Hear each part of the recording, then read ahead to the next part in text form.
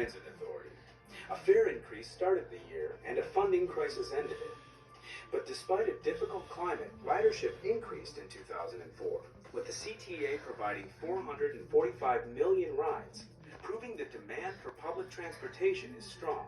We had predicted we would lose literally millions of riders, and instead we saw an increase. So that was really good news, and it was a testament to a lot of people who worked very hard, the CTA, day in and day out to provide quality service, and it also was a reflection of the fact that our customers know a good value when they see it.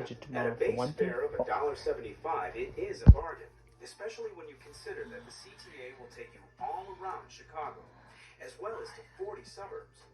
For 6 of the last 7 years, the CTA has seen ridership increase, and already there are signs that the trend is continuing in 2005.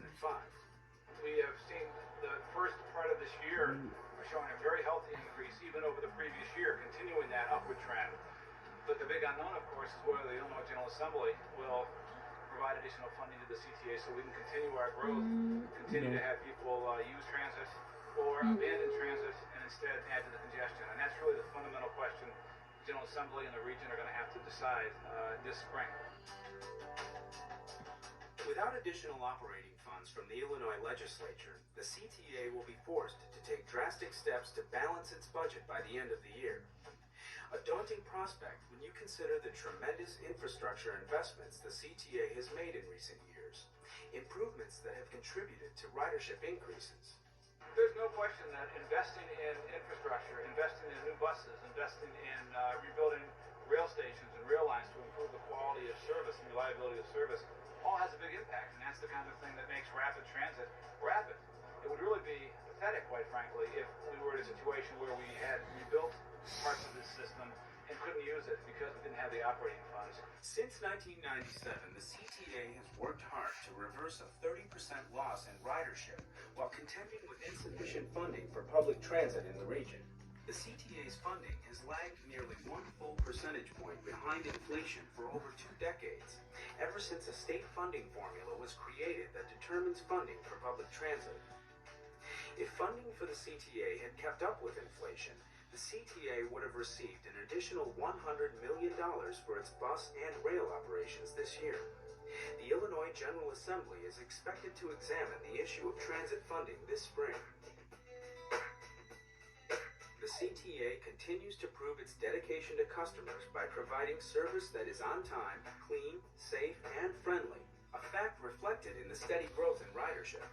The convenience of transit is there, and people are rediscovering that or discovering it for the first time, and I think that's really great news. And I think that the members of the Illinois General Assembly are understanding the importance of transit and also the importance of correcting a fundamental funding deficiency that occurred a generation ago, and hopefully that will get addressed this spring.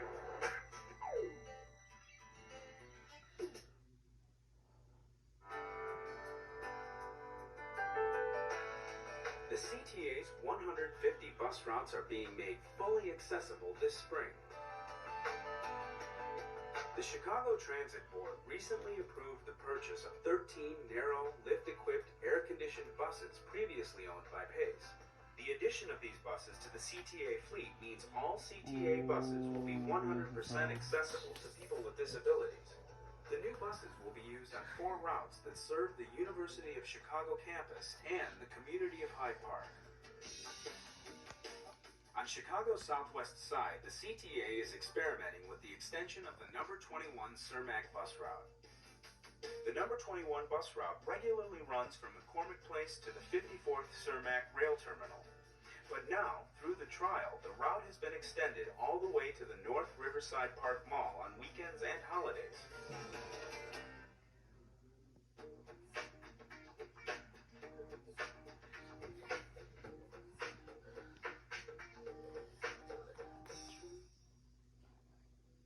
When it comes to good customer relations, a smile and a thank you can go a long way.